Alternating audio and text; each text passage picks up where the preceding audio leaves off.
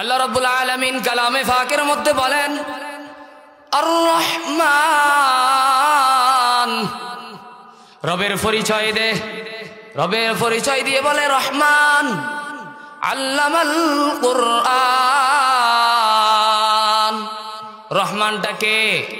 রহমানটা হলো যিনি কোরআন শিক্ষা দিয়েছেন। রহমানকে একবার বলেন, রহমানকে যিনি কোরআন শিক্ষা দিয়েছেন। তার ফলে বলেন আল্লামাল কুরআন খালাকাল ইনসান। আগে কোরআন শিক্ষা দিয়েছেন, তারপরে মানুষ বানিয়েছেন। আর রহমান খালাকাল ইনসান বলে নাই, আর রহমান আল্লামাল কোরআন বলেছে। তার মানে মানুষ বানানোর আগে, মানুষ তৈরি করার আগে, মানুষ তৈরি করার আগে, ইনসান তৈরি করার আগে, জিন্নাত তৈরি করার আগে সবার আগে কোরআন শিক্ষা দিয়েছেন, তারপরে মানুষ বানিয়েছেন। বলে আমাদেরকে যারা কোরআন জানে না, কোরআন পড়তে পারে না, কোরআন বুঝে না, তাদেরকে দেখতে মানুষের মতো মনে হয়, তাদেরকে দেখতে মানুষের মতো মনে হয়, কিন্তু আসলে আসলিভাবে তারা মানুষ না। তার উদাহরণ হলো গত কিছুদিন আগে আপনারা সামাজিক যোগাযোগ মাধ্যমে দেখেছেন এক আল্লাহর নাফরমান বান্দা যার নাম আবুল সরকার, বাউল আবুল সরকার।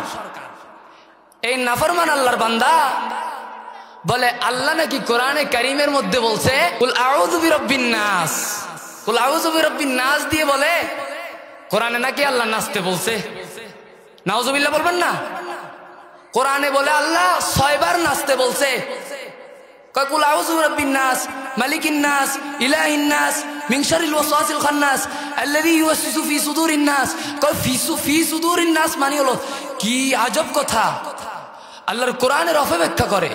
এই যদি কোরআন যদি না থাকে, দিলের মধ্যে যদি কোরআন না থাকে, জেহানের মধ্যে যদি কোরআন না থাকে, তাহলে এরকম মানুষ তৈরি হবে।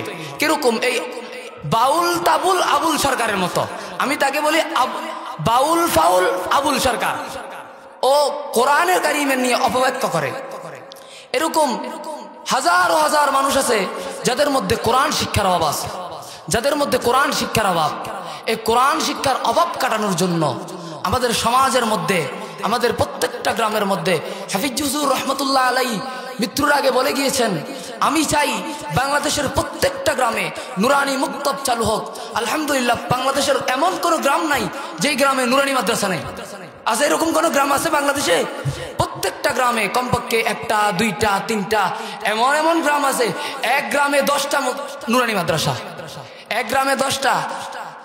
ও দুনিয়ার মুসলমান, আল্লাহ রাব্বুল আলামিন এই নুরানি মাদ্রাসা, এই হেফজখানার ওসিলায় আমাদেরকে টিকিয়ে রাখছেন। না হলে আমাদের শহরগুলোর মধ্যে, আমাদের ফেনী শহরের মধ্যে, আমাদের নোয়াখালী মাঝদি শহরের মধ্যে, ঢাকা শহরের অলিগলিতে কত বেহায়াপনা বেশ্যাগিরি চলে। আল্লাহ যদি চাইতো নূহ আলাইহিস সালামের জাতির মতো আমারে আর আপনারে ধ্বংস করে দিত। আল্লাহ রাব্বুল আলামিন কোরআনে পাকের মধ্যে বলেন আল্লামাল কোরআন খালাকাল ইনসান। আগে আমি কোরআন শিক্ষা দিয়েছি, তারপরে মানুষ বানিয়েছি। আমি আরেক জায়গায় হাদিসে পাকে আল্লাহ তাআলা বলেন ফাআলহামাহা ফুজুরাহা ওয়া তাকওয়াহা ক্বাদ আফলাহা মান যাক্কাহা ওয়া ক্বাদ খাবা মান দাসসাহা। আল্লাহ পাক রব্বুল আলামিন কোরআনে কারীমের মধ্যে বলেন আমি আমার বান্দাদেরকে 2টা দিক দিছি। কয়টা দিক? 2টা দিক দিছি।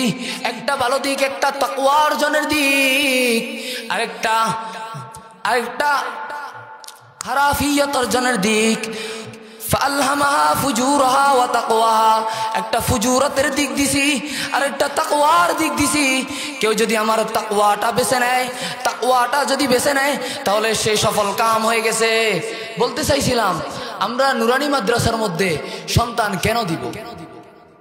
কোরআন শিক্ষা কিভাবে দিব?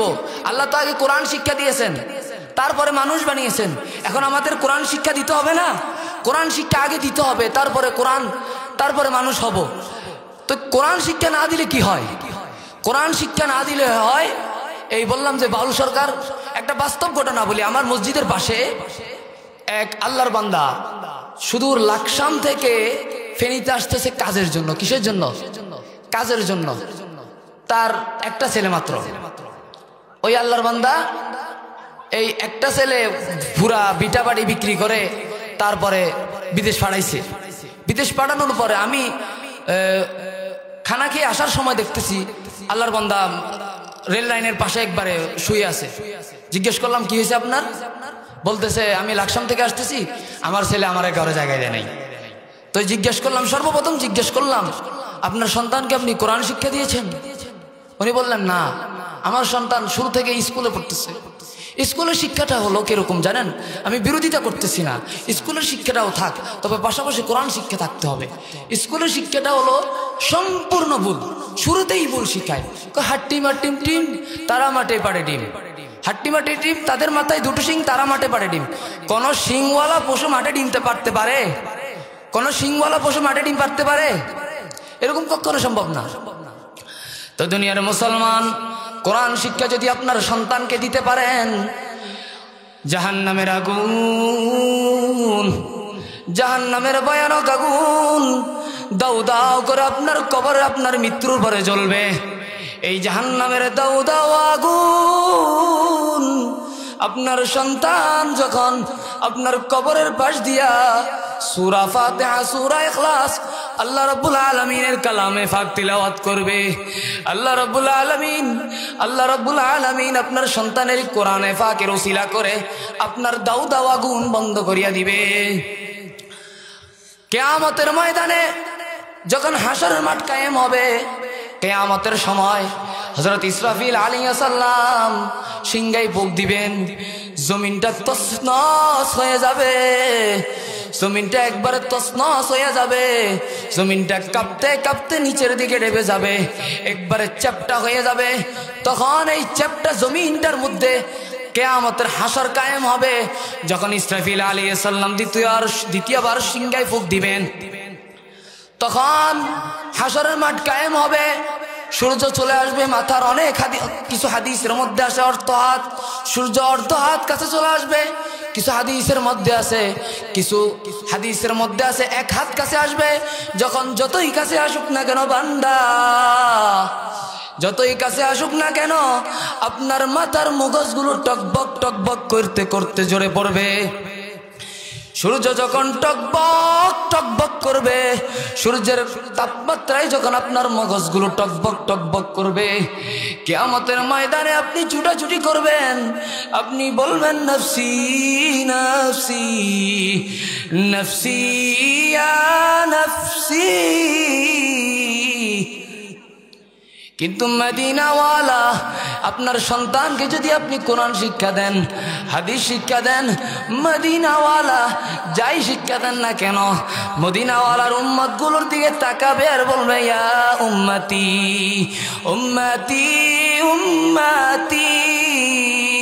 আপনার মদিনাওয়ালা আপনার সন্তানকে যখন দেখবে, আপনার সন্তানের চেহারার মধ্যে নুরানি ঝলক মারবে, তখন মদিনাওয়ালা আপনার সন্তানকে চিনতে পারবে। আপনার সন্তানকে যদি কোরআনের হাফেজ বানান, হাদিসের হাফেজ বানান, আলেম বানান, মুহাদ্দিস বানান, মুফতি বানান, আপনার সন্তান যদি নেক সালেহ সন্তান হয়, তাহলে আপনার সন্তান জান্নাতে যাওয়ার আগে আপনাকে খুঁজবে। আপনারা সবাই জানেন জাহান্নামের আগুন থেকে 10 জন জাহান্নাম ওয়াজিব হওয়া 10 জনকে একজন হাফেজ তাকে রক্ষা করতে পারবে। ও দুনিয়ার মানুষ, আপনার সন্তানকে যদি ডাক্তার বানান, ইঞ্জিনিয়ার বানান, কোনো সমস্যা নাই, কোনো সমস্যা নাই।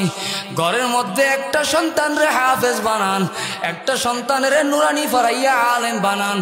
একটা সন্তান বেশি না, একটা সন্তান যদি আপনি আলেম বানাতে পারেন, আপনি জীবনে আর বৃদ্ধাশ্রমে যাইতে হবে না। বাংলাদেশের জরিফের মধ্যে আসছে, এই পর্যন্ত কোন বৃদ্ধাশ্রমের মধ্যে কোন একজন আলেমের মা বাবাও নাই, কোন একজন আলেমের মা বাবা, মা অথবা বাবা, কোন একজন আলেমের মা বাবা বৃদ্ধাশ্রমে নাই। যতগুলো বৃদ্ধাশ্রমের মধ্যে যত মানুষ আছে সবগুলো এক একটা শিল্পপতি, এক একটা বুদ্ধিজীবী, এক একটা ডাক্তার, এক একটা ইঞ্জিনিয়ার। ও দুনিয়ার মানুষ, এই জন্য বলবো আপনার সন্তানকে নুরানি পড়ান, আপনার সন্তানকে হাফেজ বানান, আপনার সন্তানকে আলেম বানান। আল্লাহ রাব্বুল আলামিন কালামে ফাকের মধ্যে বলছিলেন, ফাআলহামাহা ফুজুরাহা ওয়া তাকওয়াহা ক্বাদ আফলাহা মান যাক্কাহা ওয়া ক্বাদ খাবা মান দাসসাহা।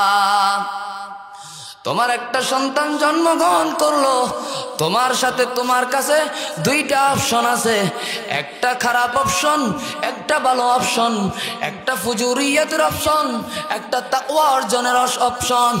আপনি যদি তাকওয়া অর্জনের অপশনটা বেছে নেন, আপনি যদি আপনার তাকওয়া অর্জনের অপশনটা বেছে নেন, ক্বাদ আফলাহা মান যাক্কাহা, আপনি সফল কাম হইয়াই গেলেন। সফল কাম হবে না, সফল কাম হয়েই গেছে।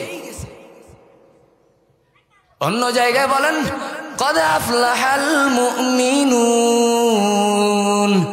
মুমিনরা সফল কাম হয়েই গেছে। কয় মুমিন হল আল্লাযীনা হুম ফি সালাতিহিম খাশিউন, যারা তাদের নামাজ খুশু খুজুর সাথে আদায় করে, যারা তাদের নামাজ আল্লাহর একাগ্রতার সাথে নামাজ আদায় করে। আজ আমি নামাজ পড়ি, ফজরের নামাজ পড়ি, আমার সন্তান বিছানায় ঘুমায়, আমার সন্তানের গায়ে ঠান্ডা লাগবে, কাশি হবে, এই জন্য আমি সন্তানকে উঠাইতে পারি না। ও দুনিয়ার মানুষ, কবরের মধ্যে যে তোমার সন্তানকে কোনো গরম নাই, ঠান্ডা নাই, গরমকালে ঠান্ডা নাই, শীতকালে গরম নাই, ওই অন্ধকার কবরের মধ্যে যে তোমার সন্তান থাকবে, তোমার সন্তান যে জাহান্নামের আগুনে দাউ দাউ করে জ্বলতে থাকবে, তোমার সামনে তোমার সন্তানকে জাহান্নামের আগুনে নিক্ষেপ করা হবে। আজ তোমার সন্তানের গায়ে একটু ঠান্ডা লাগবে, তুমি সহ্য করতে পারতেছ না। কিয়ামতের ময়দানে, হাসরের মাঠে তোমার সন্তানকে জাহান্নামের আগুনে নিক্ষেপ করবে, তখন তোমার কেমন ভাবে সহ্য হবে রে বান্দা? তোমার কেমন করে সহ্য হবে? আজ তোমার সন্তান নামাজ পড়ে না, তোমার অনেকগুলো সন্তান আছে, এই দুনিয়ার মধ্যে অনেকগুলো সন্তান আছে, এই ইয়াং বয়সের বেশিরভাগ 70-80% সন্তান, 70-80% তরুণ যুবক, তাদের শরীর পাক থাকে না। ও নাফাকি মানুষরা, তোমার শরীর যে পাক থাকতেছে না, তোমার শরীর যে পাক নাই তুমি জানো না। তোমার এই জমিন, যেই জমিনের উপর তুমি চলতেছ, যেই জমিনের উপর তুমি হাঁটতেছ, যেই জমিনের উপর তুমি চলাফেরা করতেছ, খাইতেছ, ঘুরতেছ, ফিরতেছ, ওই জমিন তোমার সারাক্ষণ লানত দিতে থাকে। যতক্ষণ তোমার শরীর নাপাক থাকবে, যেই কারণেই নাপাক থাকুক না কেন, যতক্ষণ পর্যন্ত তোমার শরীর নাপাক থাকবে, ততক্ষণ পর্যন্ত তোমার এই জমিন তোমাকে লানত দিতে থাকবে। তুমি খানা খাইতেছ, তোমার খানা তোমাকে লানত দিবে। তুমি যেই কাজ করো না কেন, তোমার সমস্ত কাজ তোমাকে লানত দিতে থাকবে। আজ যদি ওই তরুণকে, ওই যুবককে নুরানি পড়াইতো, ওই যুবক, ওই তরুণ কোনোদিন নাপাক থাকতো না, এক মুহূর্তের জন্য সে নাপাক থাকতে পারতো না। কারণ তার জেহানের মধ্যে ছোটবেলায় বলছেন, ছোটবেলায় শিক্ষা দেওয়া হয়েছে যে জমিনের মধ্যে কেউ যদি নাফাকি অবস্থায় চলাফেরা করে, তাহলে আল্লাহ তাআলা রব্বুল আলামিনের জমিন তাকে লানত দিয়ে থাকে। এই জন্য কবি তার শেয়ারের মধ্যে বলেন, সার ইস দুনিয়া কে দোস্তি মিসলে কাগজ ফুলে वो मग देखने में खुशनुमा है, वो मगर कुछ भी नहीं है। বলতেছে এই দুনিয়ার সৌন্দর্য, এই দুনিয়ার সাজ সজ্জা, তুমি নামাজ পড়তেছো না, তুমি দুনিয়ার সাজ সজ্জায় মগ্ন। তুমি বিয়ে বাড়িতে নাচ করতেছো, বিয়ে বাড়িতে গান গাইতেছো, খেলার মাঠে খেলতেছো, কিন্তু মসজিদে আজান দেয় মুয়াজ্জিন ডাকে হাইয়া আলাস সালাহ হাইয়া আলাল ফালাহ। কতবার ডাকে আল্লাহ তোমার ডাকে, তোমার বন্ধু যদি তোমার একবার ডাকে তুমি সাড়া দাও। ও আল্লাহ তোমার মালিক, তুমি আল্লাহর গোলাম, তুমি আল্লাহর দাস। দুনিয়ার কোনো মালিক যদি তার চাকর তার কথা না শুনে, মালিক সাথে সাথে বাইর করে দেয় তার কাছ থেকে, মালিক তার বেতন দেওয়া বন্ধ করে দেয়। আমি কেমন নাফরমান, আমি আর আপনি কেমন নাফরমান বান্দা। 24 ঘন্টা মহান রব্বে কায়নাতের নাফরমানি করি, সেকেন্ডে সেকেন্ডে শুধু নাফরমানি করতেই থাকি। কিন্তু এক মুহূর্তের জন্য আমার রব আমাকে, আমার জন্য, আপনার জন্য অক্সিজেন বন্ধ করে রাখে নাই।